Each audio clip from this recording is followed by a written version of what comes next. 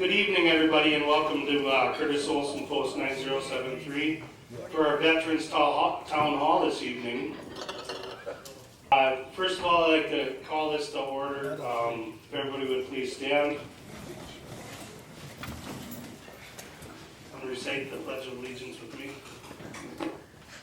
One. Pledge allegiance to the flag of the United States of America and to the republic for which it stands, one nation, under God, indivisible, with liberty and justice for all. Our MC for this evening is going to be Dan Haas. He's our mayor of Randall. He's also my gambling manager here at Randall Post 9073. And he will introduce our panel and our distinguished guests this evening. As you can see, we looked like we were going to have everybody sit up here, but it looks like this is more informal than when we thought. So when I introduce the individuals from the Veterans VFW State Department, if you could please stand up, and the other individuals that I announce. We have Dr. Jim Turila. He's the Veterans VFW surgeon, the department surgeon. We have Tommy Johnson, who is the VFW department legislative officer.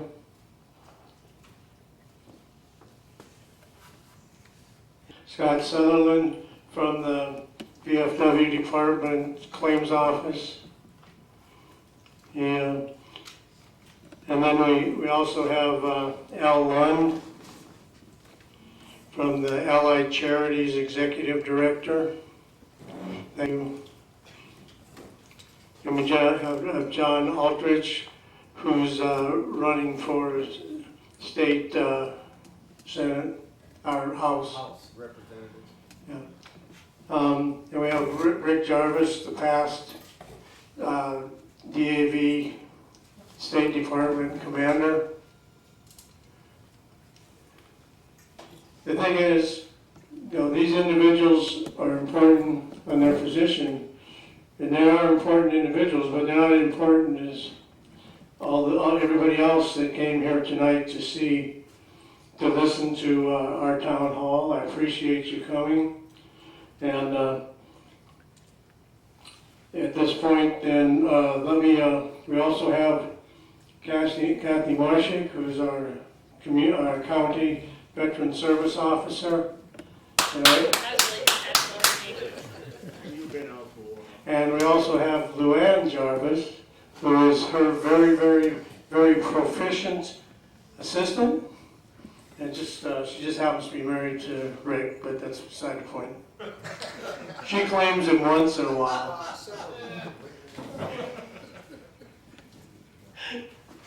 We have a auxiliary district chair. Okay, I'm sorry, ma'am. I didn't introduce. I didn't see. Reynolds person, the 6th District Auxiliary Legislation Chairman. Okay, well, thank you very much for coming.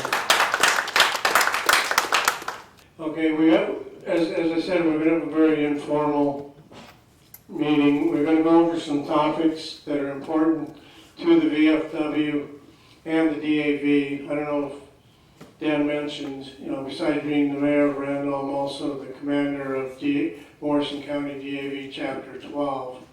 And James Storley is my senior vice commander. He's here tonight too.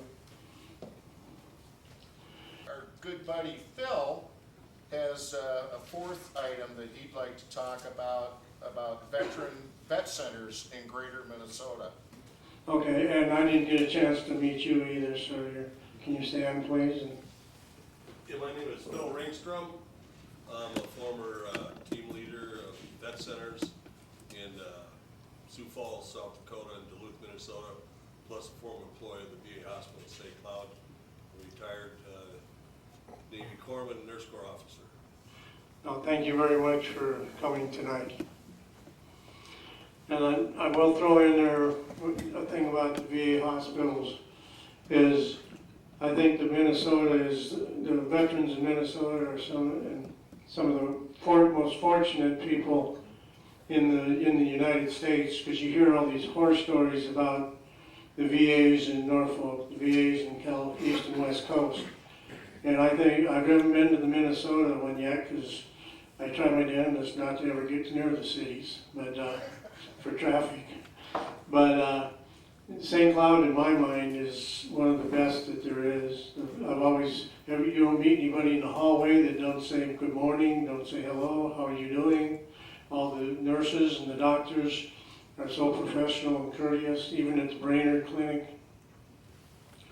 But let's get into the legislative issues. The first one will be, we'll talk about the veterans courts first, if you want to, Tommy.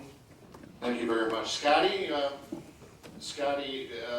is going to read something from John Gone, the VFW Claims Office Director, about veterans courts, and then I'll make a few comments, and then we will take comments from everybody that's here. Everybody, thank you very much for being here. I would also like to put out that Senator Paul Gazelka, we are in his district, he is not able to be here tonight. He has a long-standing appointment with the governor and the Speaker of the House. He sends his regrets. I can tell you, over years, Paul Gazelka has been a very good friend of veterans. And if it wasn't for some of the heavy lifting Paul Gazelka did back when we were doing the bonding bills at the Minneapolis Veterans Home and other areas, they wouldn't have gotten done. So Senator Gazelka does send his regrets for not being here. Again, he's been a very good friend of veterans for a number of years. Good evening. On behalf of John Gone, he does send his regrets. He is the Veterans Foreign Wars Department Service Officer. And I'm going to read verbatim here, which he asked me to do. And as Tommy said, we'll address questions or comments. I'm going to say we're going to address those best we can. I ended up deferring a lot of these to John. He is much more of an expert when it comes to that, and he is my director. Excuse me. To whom it may concern, I'd like to send my sincere apologies for not being able to attend in person today.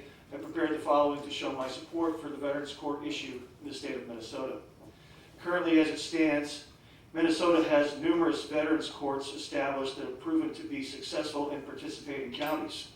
As I understand it, the Restorative Justice Act would have saved the state of Minnesota approximately $1.3 million.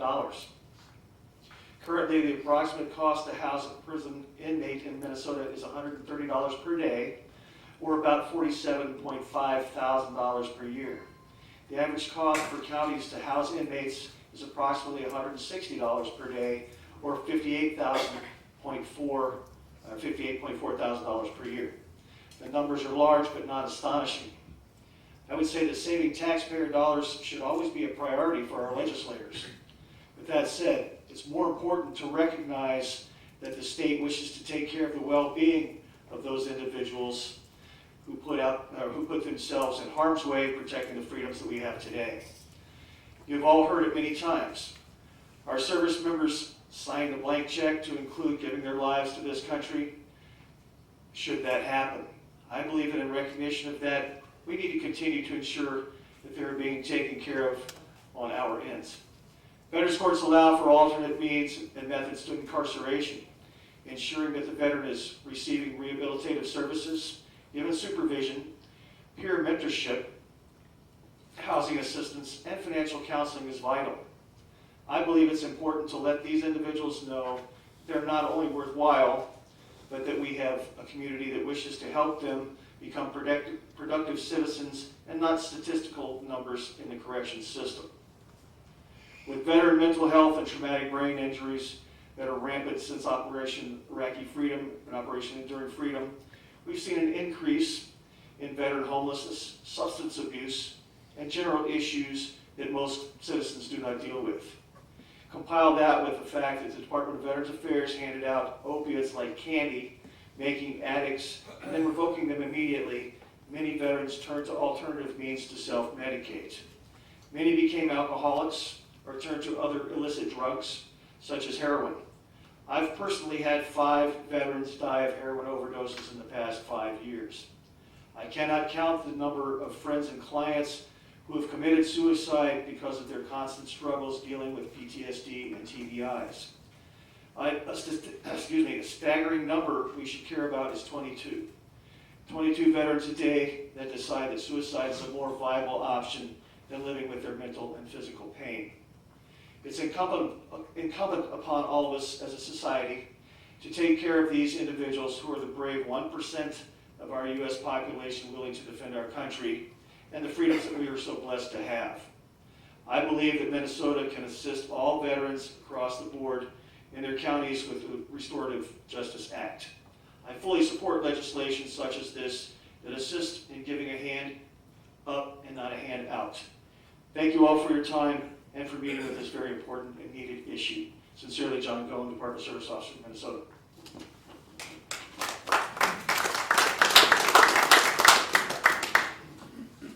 That suicide touches home. I got a call this morning from a veteran. His son went to Afghanistan as a Marine, and he's being buried at Fort Snelling tomorrow at 1:15. He committed suicide. He wanted to know where to get a flag box, and well, we know that. They make them down at the Hastings Veterans Home, and I said, brother, I'll get you a box. It's touches all of us. About veterans courts, right now there are 25 existing. There should be a map. Has everybody seen the map? It's pretty graphic about where they are. Somebody got one on your table? Deanne, you got one. If you want to stand up and make sure everybody can see. There's a lot more white than there is green on that. There's 25 fully functioning veteran courts because tomorrow they're doing a ribbon cutting in Freeburn County, in Preston, Minnesota, and then Owatonna, which is Steele County. The Chief Justice of the Minnesota Supreme Court is going to be there to cut the ribbons. There are 4 counties that run by what's called veteran court protocols. It does cost some money to set up a veterans court, but it also saves money. So when you balance it out, it saves money, but it does take some. The ones that are running a veteran protocol, they don't have to pay for the certifications and yada, yada, yada, but they can run it by the protocol. The bill in question, the Veterans Restorative Justice Act, would codify Minnesota criminal law that every county, if they chose to, could run by a veteran protocol so all veterans could have access to a veterans court and restorative justice. I want to make very clear about this. The veterans court is not a get out of jail free card. In many cases, well, you have to apply to be in a veterans court. There are veterans that choose to just do their year in jail, then go through the 2, maybe even 3 years that it takes to finish the regimen. I had the opportunity a couple years ago to go with the Senate Veterans Committee behind the scenes at the Hennepin County Veterans Court. And there's a real long conference table. And you have the judge and the prosecutor and the public defender and the person from Department of Labor at the federal level, the county veteran service officer, the VA rep, everybody's there. And the difference between restorative justice and normal justice is adversarial. The prosecutor wants to win, and the defense attorney wants to get them off. Restorative justice does not have that adversarial conduct. It's everybody is sitting around the table trying to figure out what is the best way to get this veteran who at one time was an honorable hard charger back on track. Now, everybody's interests are being represented because everybody's there behind the table, but it's what is in this veteran's best interest. And it's the difference between some little kid being able to say, my mommy is a hero, instead of my mommy is a convict. And it affects the children, it affects the spouses. We've heard about suicide. It is a really big deal. And with that, I think I've pretty much covered what a veterans court is. Anybody would like to have or make any comments or ask any questions about this? But we feel every county should have one of these. The justice a veteran receives should not be dependent on a county line. So me as a CVXO, you know, and I brought this up a little bit, I asked our county corrections officer, and then, whichever. Well, I just talked with our, county, what do you call it, the probation officer, and then our corrections person, and those individuals, and I asked, do you guys know anything about this? So I guess my question is, how do we get signed up? How much does it cost? So if I want to present this to them and to the board at the county, because they're going to be like, okay, this costs money. Because when I asked them, I said, have you guys heard of this? They were like, well, we don't have as many veterans in Morrison County, so we decided to do some type of a drug court thing because they had more people with drugs as a population overall, and they wanted to spend the money there. So for me to sell this, I kind of want to have a little more information so that I can sell it better, because I agree with it. But I just don't know how we get involved and how we get started, so. And I'm not a lawyer. I have stayed at a Holiday Inn. But I'm not a lawyer, and I don't know what it takes to get a fully functioning veterans court installed. But the bill in question doesn't require a county to do this. All it does is set the framework that if they don't want to have a veterans court but want to be able to offer this, that Minnesota state statutes allow a county to do that. The counties that do want to have one, yeah, there is some cost. Let's not fool ourselves. I was just going to add, so I spoke to Representative Detmer about this issue, and he said that the counties can come to the legislature and apply for funds, and he said there are funds, and if they come and ask us, we will help them with this effort. There is that too. I was in Washington, D.C. last week for the VFW National Legislative Council meeting, and I spoke to the staff and some of the elected for both senator offices and all of the congressional representative offices.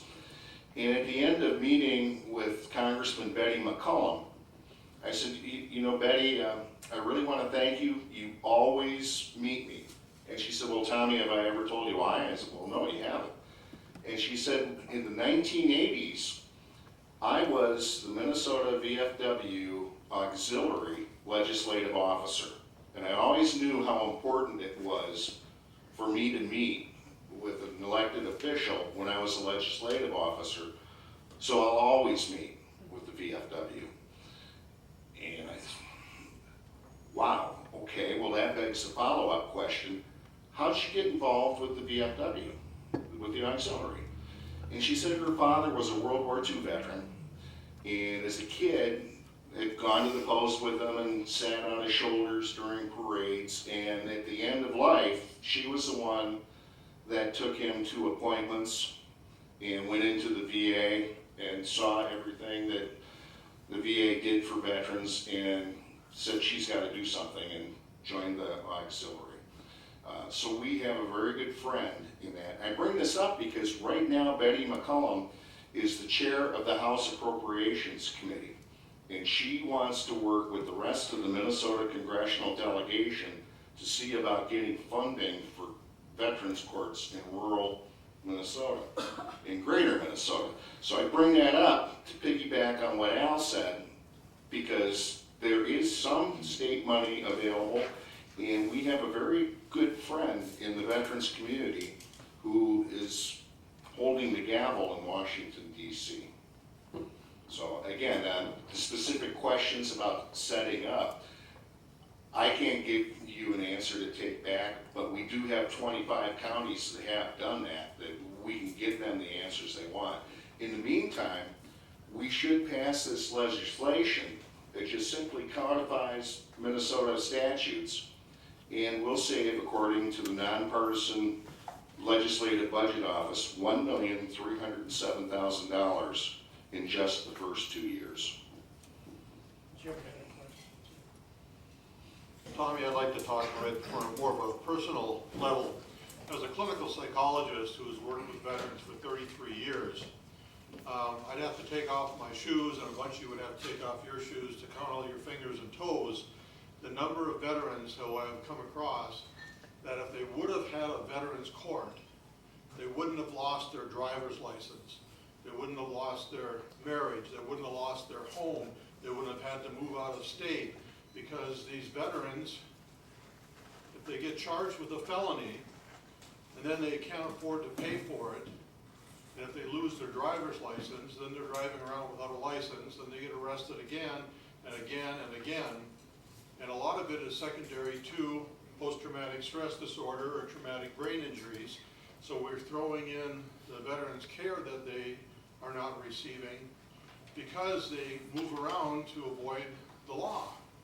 And with this veterans court, if they're charged with perhaps a felony, let's say, they can go into the veterans court, they can be assigned to a peer counselor, work with the defense attorney and with the prosecuting attorney, and go by the guidelines that they recommend and say, okay, if you stay sober, if you go to these meetings, if you go to therapy sessions and stuff like this, we will reduce it from a felony to a gross misdemeanor, and then you can go on with your life and keep your license and do these other things. So it's more than just a simple getting a veterans court in the county. It's helping the veterans stability in their life. If you have a felony on your chart somewhere, if you try to get a home loan or a car loan or other things with that felony or apply for a job, it can really impact the future of your life and your productivity versus if it's just a misdemeanor or a gross misdemeanor, that even perhaps that could be even wiped out if you follow the recommendations of the court. And yes, you may have to go through 3 years of abiding by the rules and regulations of the court versus 1 year in jail, but this is going to positively affect the rest of your life. And I can count, like I said, many veterans whose lives were turned around because a veterans court met with them, gave them the right opportunity to straighten out their life. And, you know, we can do that in Minnesota, and we need to do that hopefully in every county throughout Minnesota. Thank you, Jim. I just want to piggyback on what Dr. Jim said. Was I talked to a lot of younger veterans, and a lot of them have full-time jobs in the military and so forth and so on, and they're still dealing with these PTSD and stuff like that, but they're afraid to come forward with it, to be treated for it, because they're afraid of losing their jobs and so forth and so on. So we're getting a lot of veterans that are going undiagnosed because there's no law that protects them to make sure that they are not going to lose their job if they come forward with the psychological problems that they may have. So I think we need to deal along in that line too. Yes, thank you. John? I'm going to talk really quick, and I'm going to talk from my heart. Kathy's office, when Paul was working there, I got into trouble. I was charged with a felony. I spent 4.5 years in Iraq and Afghanistan, 32 years total service in the military. But through the county attorney's office, and Paul actually recommended things for me. What they did is they went through and told me that if I went to the VA, because I didn't want to have any help. So if I went to the VA and was evaluated and be able to follow their recommendations, what I had to do, the county attorney was willing to drop the charges. So I wouldn't have been charged with a felony, which would take my military retirement away from me, if you look back at the UCMJ. So the thing is, here's what happened to me. I wound up with 100% disability. My education benefits, I finished the Bachelor of Science requirements for criminal justice. I'm working on political science right now. I'm also running for a House representative seat, and I hope to be able to win it. And if I do, I'll be fighting for the veterans. I'm not trying to campaign, but I'm just telling you, this is what can come out of the veterans courts. There's 4 bills down at the state capitol right now. I researched them yesterday and today after I heard about this on the radio. One of them's tied up in the finance committee right now. The other one is contentions with the DUI task force. Now, I understand that stuff too. I lost a daughter to a drunk driver 25 years ago. So there is a problem with alcohol. So we need to be also train our veterans so that they stay away from alcohol. It doesn't mix with machinery. I flew helicopters for about 10 years. It doesn't work. Believe me, you can't do it. So the thing is if we happen to get this through, and I'm a real advocate for this stuff, and I'll come and talk to you, Kathy, about trying to help you with some of this veterans court stuff. I'm also a first responder. That's something that I became after I retired in 2015. I do go out occasionally where there is guys that want to commit suicide. Those things, usually veterans can talk them down. So I've been successful twice. So that's all I really need to say. Thank you. Thank you, John. Now, we spent a little over our time allotment on that particular very important bill. The next one that I'll talk about is the surviving spouses of disabled veterans property tax exclusion trade down.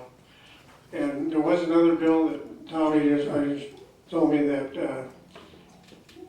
got passed, which I knew the DAV was very involved in, and that was the one where you get a tax break, a widow gets a tax break for up to 8 years. And then after that, they don't, and there was a lot of widows that were losing their homes because they couldn't afford the taxes and everything. But Tommy told me that Trent Dilks, who's the DAV legislative officer, you know, they got that passed. So I'm very happy to see that. But this trade down thing, what it is, it's a bill where the spouse of a severely disabled veteran, they want to pass a bill so that they can keep their homestead exemption. There we go. Their homestead exemption when they move from normally they move from a bigger house to a smaller house. So they want to, but right now they cannot transfer that homestead exemption along with it, which would help everybody all the way around if they did pass that bill, because the house, the smaller house that you moved to, will probably have less taxes and less size and everything, so that their current house, the bigger house, somebody else would buy it, and the county would be able to make up the money on the taxes from the homestead exemption. That's the base on that one. Yeah, does anybody have any questions on that particular bill? Now, the one thing, we're talking about these bills, and we're very enthused about them here, but the legislature, and sorry, John, but the legislature don't listen unless you got numbers. And the more people that can send letters to the legislature, state and federal. I get emails every day from the state department, DAV department, and from the national commander, who used to be the adjutant for the Minnesota. He is now the DAV national commander, and they write up the thing about the bill and who it needs to go to. You put in your name and hit submit, and it sends it to those congressmen and senators. But you don't do any good for us to sit here and talk about it if we don't do anything once we leave here. So it's always numbers. Because one person says something, they're probably not going to listen. 1,000 people say something, they'll start listening. But the next one, and before I pass this on to Al, the charitable gambling tax relief. I'm the gambling manager for this VFW, and as like most of our VFW members know, the state taxes all nonprofit gambling at 39% of your gross amount every month. And they said, yeah, we need that money to build a stadium. Well, now they built a stadium and they got all kinds of extra money, but you don't see them cutting that down. These bills, this bill is to try, I don't know what they're trying to cut it back to. I might know that. But, it's every month, this month, I pay $60 to the federal taxes, and I pay $400 or $500 to the state gambling tax, and that's every month, just from this one VFW. And that's money that we could use to help our local communities. I know that I've been told there's some smaller gambling organizations that have just folded because it's not worth the effort to try to make money for your community when you're going to give it all to taxes. But Alan, do you want to take it over from now? Good evening. My name is Alan Lund. I'm the Executive Director of Allied Charities of Minnesota. We are the 501c6 that represents all of the licensed gaming charities in Minnesota. A Navy veteran, 72 to 76, and became involved with charitable gaming when our gambling manager at my Legion became ill. And you must have in order to conduct charitable gaming, you must have a gambling manager every day. You cannot operate without one. So our exec board came to me and asked me if I could fill in until that person was back, and I said sure. So if we all said let's throw $5 in the jar tonight, I'd do that, but I was not a pull-tab player. Didn't really understand charitable gaming, and it was quite a eye-opening event for me. Our post was actually losing money on charitable gaming. Every month, after we paid our expenses and our taxes, we did have no money left for our missions, either helping our building or taking care of veterans or our community. So I started getting involved with Allied Charities to try and learn more about what was going on and how this all worked and how, I went to the state of Minnesota Department of Revenue, and they said to me, well, you're paying your sellers. And I said, yes, we are paying our sellers. And it's pretty hard to get people, in today's world, to get people to work 20 hours a week and not pay them anything. It's a new world, and we have to deal with that. So I was gambling manager for about 3 years. Then the person that used to have my job left after the stadium bill was passed. He had enough, and he said, I'm done, and I applied and was picked for the job. So I'm 7 years now in this role, and what's happened over the last 7 years is quite alarming. In 2012, we knew that on the state average, and there's like 1,100 of us, that at the end of the day, for every dollar that you were given by the people, your patrons that are playing your games, you were going to make about 6 cents. Today that's down to about 3, and it's heading south fast. So while our sales have increased tremendously over those 6 years, our ability to serve has declined. In 2012, we were at what I call the top of the profit ladder. It was the charity, the state, the manufacturer, the distributor, and the bar. That's how it worked. Now today, in 2017, we as a total group went up what I call upside down, and the state now gets more than us, so we're number 2, manufacturers, the distributors, and the bars. We are almost ready to go below the manufacturer. And this is a trend that is very troubling to us. My thought was, once we got down to about 2 cents, that organizations would say, we're done, here's our license. And we do lose about 4 charities a month that say, we're just not gonna do this anymore. The reward is no longer more than the work, the risk, all that's involved. Because it is it's very time intensive, it's very, the oversight. We have 200 pages of statutes and rules, and a book that's 200 pages that tells you what those other 200 pages mean. Now, as a contrast, the Minnesota Lottery has 10 pages of rules. That's what they have. So we believe we're overregulated, but it's important. None of us want to see bad actors in our posts. There's about 300 of us, legions and VFWs, that are still doing this. So we don't want bad actors. We want oversight. We understand that. We pay for our own oversight. The state, our citizens, we pay nothing for that. The organizations pay for their own oversight. Fiscal year that ended, the 19 fiscal year that ended the end of June, we predict that we sent the state $100 million in taxes.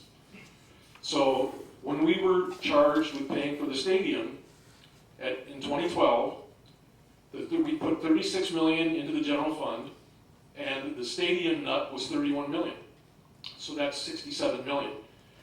So we have been saying, we understand that now, okay, we get it. But you shouldn't charge us any more than that. We should be getting back that other $30 million that we're sending in, because we don't believe that the state should be getting more than we have in our communities and for our missions. And that's pretty much where we're at. Last year we had 19 bills that addressed that, and they came from everywhere across the state, and they come from both sides of the aisle. So, but we didn't get it done, and that was very, very disappointing. We're told now our supporters again are going to go to the wall for us again. But what we really need, I mean, it's me down there. We have a lobbyist that helps me on these issues. But what they need to hear from is from the people in their communities. Because I'll go talk to them, and they'll tell me, I've had legislators tell me, not one person has brought this issue up to me. But we know it's there. You just heard it tonight. It is an issue. But if they don't hear it from you, then it's not going to get acted on. So that's what we need. We need all of the people, all of our veterans, everyone in the communities. We tell people now, like when you get requests for money, that if you can't fund them, you should send them a letter and say, we were unable to fund your donation request because we had to send the money to the state. You should go ask them. We just feel that more of the money raised locally needs to stay local. We understand paying taxes. We are part of the family. We do have a responsibility. But we should not be sending more to the state than we have locally. That's my pitch.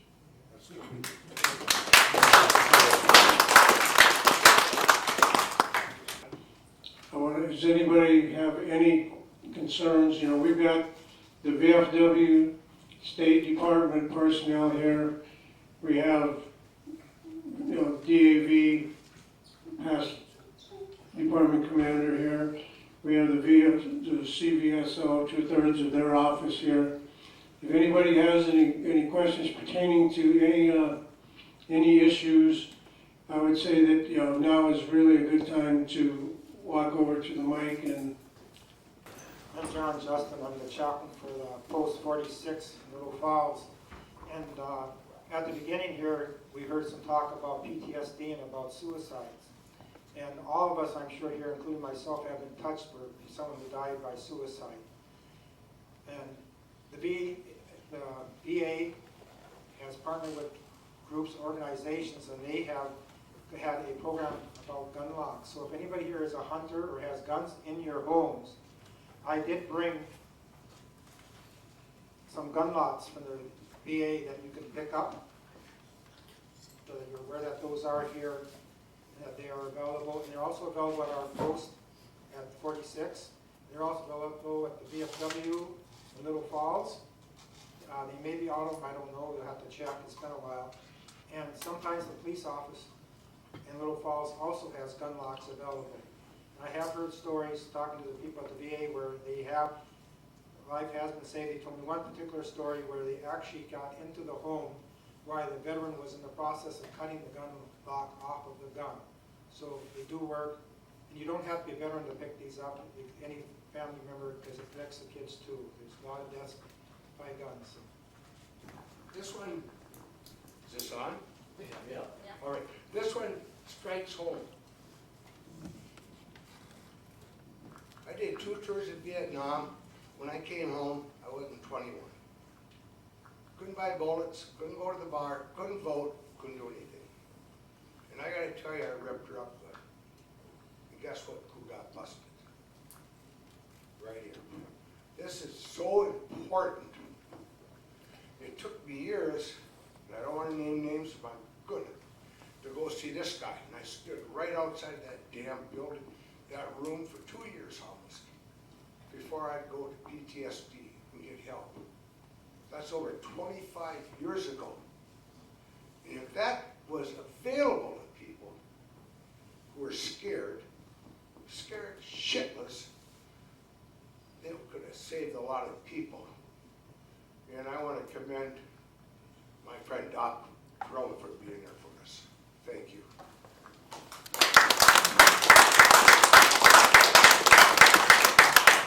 Dr. Jim has been involved in a lot of us in this rooms in our lives, and he's been very, very helpful to all of us. So personally, I went and seen him too, and I want to thank him for, the help he gave me. So I want to follow up on the National Guard. I do work with a lot of the National Guard and Reserve members that come to see me in my private practice, and I can say I've honestly helped at least a half a dozen receive their medical retirement instead of getting kicked out of the Guard because of their PTSD or other behaviors. So it can work and we can get it done, but you need the right person with helping them with the paperwork and making sure that they document everything. So we can help those individuals. Okay, Kathy? Question for you. Yes. What about the ones that are still working and would like to keep their job, but, they've already been deployed and, they're worrying about it. They're even worried about going back up and, like, this one's in a helicopter. No, you can be service connected and you can still keep your job. I've helped several veterans in the Guard get service connections, but they're also still deployable or still able to do their job in the National Guard.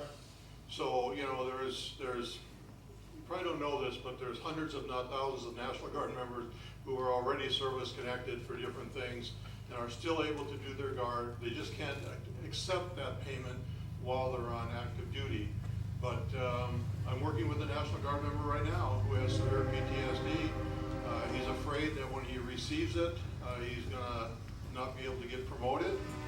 And that's still an issue we're fighting with the Guard and Reserves about getting the officers to accept the fact that men can have these symptoms and still do their job.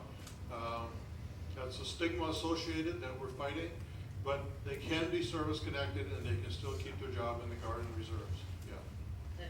Yep. Okay, Kathy? Well, actually, yes, thank you also. Dr. Turila has also helped me a lot too, so thank you. And he's helped many people.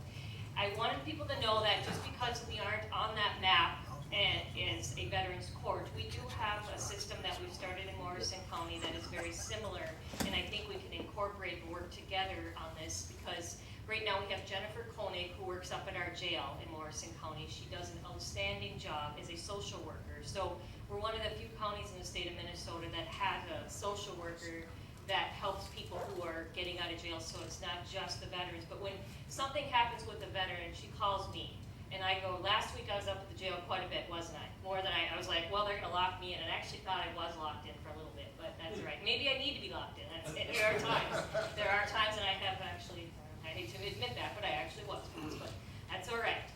You know, and that's because we have things that we have to work through, but our job, they have them come up to us, and we work with them and try to find the right resources, whether it's Dr. Turila, whether it's someone at the VA.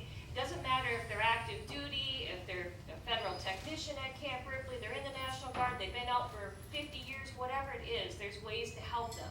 So whether we're labeled a veteran court person or whatever, I think that'll be easy to do. I think we can get that, and I think we can work with Jennifer Koenig. I think I can partner with her and our county attorney and become that as well. But we do sit in there. I've sat in the courtroom with people, and it does help a little bit because they at least have a representative that's there to care. So we do everything we can, and because of Luann, we're like number 2 in the state for helping people because we have a really good office in Morrison County, and we should be proud of it. It's not something to brag about, it's because we care.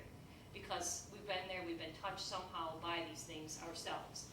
And when you've been that way, you actually care more than someone who maybe hasn't. So maybe that makes it better. So if you're, I always joke around, and it's not something to joke about, but I say if I'm a little bit crazy, it helps me help other crazy people. But, you know, I gotta have a joke. I gotta joke about it, because otherwise you cry.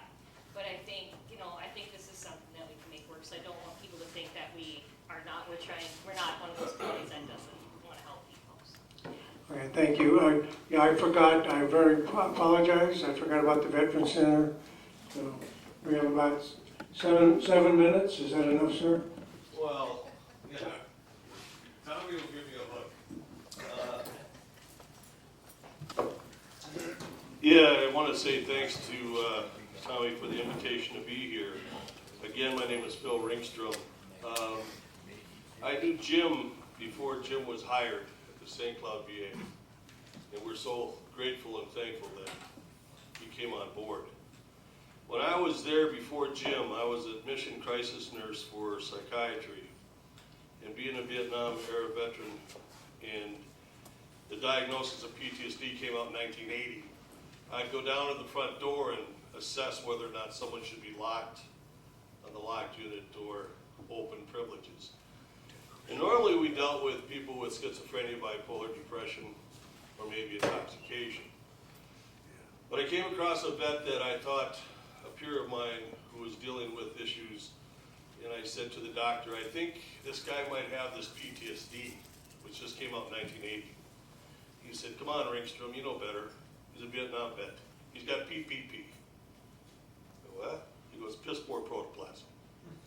That was the attitude of the Department of Veterans Affairs in 1980 when I worked there. I can tell you today, there's still people in the Department of Veterans Affairs that don't know which, anyway. So anyway, as I've progressed in my life from a nurse to staff assistant to the director and the chief of staff at St. Cloud VA, and that's when we saw Jim get hired, and we were so grateful. Someone that understood PTSD. And with that, we started the post-traumatic stress clinical team, which we partnered with vet centers. Vet centers, thank God for the DAV, thank God for the VFW. Push for the pilot program for walk-in clinics, known as places to have RAP groups. And they started as a pilot in 1979. And then next thing you know, it became an entity. And it's known as Readjustment Counseling Service, specifically for Vietnam veterans. And you could walk in. You didn't have to bend over and cough and prove you were a veteran. You just had to talk a little bit about where you were, and another veteran would say, hey, I Corps, 2 Corps, who are you with? And you know, you don't have to show a DD-214, didn't have to do a means test, didn't have to tell a crock of stuff to someone that didn't give a rat's ass and walk away and not get any care. Still happening today, unfortunately. Now you have to do a means test. And it might take 6 months to get a physical. And who wants to walk into the VA hospital, God bless them, because I used to be part of the management team, and bare your soul to someone and find out that wasn't the right person. That person doesn't even have a degree. And you just shared some of your biggest pain that you carried. And then later on, you get the diagnosis. Well, what does that do for you? You you might lose your job. Someone, who was it that talked about how great it was, yes, that Paul Franzak knew what the hell to do, because he'd been around the block. Paul was from that era. Paul saw guys like myself that would come back from Vietnam, and some garrison lieutenant would say, shine your shoes, and he had had 2 tours. He's got a rack of ribbons, and he says, he's a short timer, he's got 2 months to go. He flips off the officer, gets into a quarrel. Next thing you know, he's going home as a buck private, because that's what happened. You get dirty discharges, and well, long story short, any of us that have served in the military, we come back to civilian life, we have a period of readjustment. It's called Readjustment Counseling Service. So when Tommy and I talked, when we look at veterans courts, God bless, what a concept.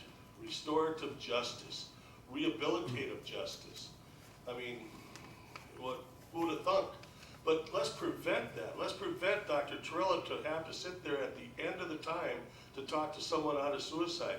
Maybe if someone can come back from war and find out that it's normal to be a little mucked up, that it's normal to have some issues of serving your country, and that your response is normal due to the fact you endured an abnormal situation called war. Will Rogers said that man keeps on inventing new ways to kill each other. And if I look at Vietnam, and I look at the wars that I've served veterans since to this day, it's always a new way of killing each other. And there's always a new way of readjusting that the VA and any of us human beings can't keep up with. Dr. Turila has to still look in his books to figure out what's a new vogue. You know, what's a FOBIT? A FOBIT's a kid that never left the forward observation base. And those that went past beyond the wire think of those guys as FOBITs. So a FOBIT comes home and he's called a hero, and he feels terrible because he's called a hero, and he said, all I did is spend time in the watchtower playing with myself, and I'm a hero. And after a few years of living with that shame, he kills himself. I know that story. So we need to normalize the fact that we're veterans. And then we can prevent some of these things. And that's why I propose that we enhance the number of vet centers we have in the state of Minnesota. And that's why Tommy and I have partnered up on this endeavor, because it works with veterans courts. When vet centers started in 1979, one of our charges was to see incarcerated veterans. And I'd visit veterans in the South Dakota State Penitentiary, when the county veteran service officer wouldn't, but I'd go in. And there were queer steers and all sorts of mother rapers, father rapers in there, and I talked to them, and I thanked them for their service. And they said, wow, I never thought I'd be beneficial for that. They're ineligible for veterans VA care, but vet centers will see them. We take care of people with military sexual trauma. We take care of people that come back just to need to have a normal conversation with another veteran to talk about what it's like. Our vets clubs used to be that place, but people are joining, and less opportunities for that to happen. So the proposal we have, and I believe with Tommy in this act, and I want to push and make sure that the state legislature sees this, if not the federales, that we need more vet centers in the rural part of Minnesota. There's 2 in the metro area, 1 in Duluth. That's it. We're not taking care of the western tier. We should have one in St. Cloud, so you don't have to walk in and fill out a ton of paperwork and bend over and cough and prove you're a veteran. You should be able to walk in just like you did and say, hey, what's going on? What should I do? And then the CVSOs, which are instrumental in our outreach, need to partner with those federal entities like vet centers, because they wouldn't exist. So we need to pull together. When I look at Tom's initiative, this town hall meeting tonight, and you people for being here, we know that some of our own lives could be better if we would have had someone early on to talk to, before we got to jail, before we got to court, before we needed a lock on the weapon. That we can find out that we're brothers, sisters in arms, that we served our country, and we are heroes. We're not a fucking felon, we're not piss poor protoplasm. And it's time for us to stand up, especially us older guys, because the younger ones are still wet behind the ears, and they're not gonna know the shit hit them until they're looking at the gun, or they're retired, or they're divorced, or they're in jail. Let's give them a chance to prevent it from happening. But when it does happen, when they have to go see Jim, we know where to send them. When they have to go to court, we know how to deal with the CVSO and connect with what the VFW has done with veterans courts. So I ask you to continue to contact the VFW and the representatives to look what's happening in the state. As the governor's going around right now, and he's saying, and I campaigned for that guy, and I put a call into him today because I'm a little pissed. He's trying to help veterans, but by God, he needs to talk to us too. He doesn't need to just go out and do grips and grins and slap us on the back. And it's time that, I told Tommy, we need to call a come to Jesus governor meeting and sit down and put the facts on the wall where we need to. And get past all the bureaucratic MDVA, MACV, and all the other circle jerks out there and talk to the veterans that are right here.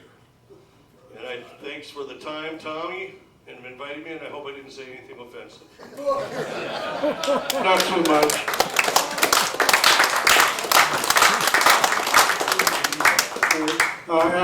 Like I say, as the mayor of Randall, I want to thank the VFW department for selecting Randall for this town hall, and I want to thank everybody that had to travel very far to get here.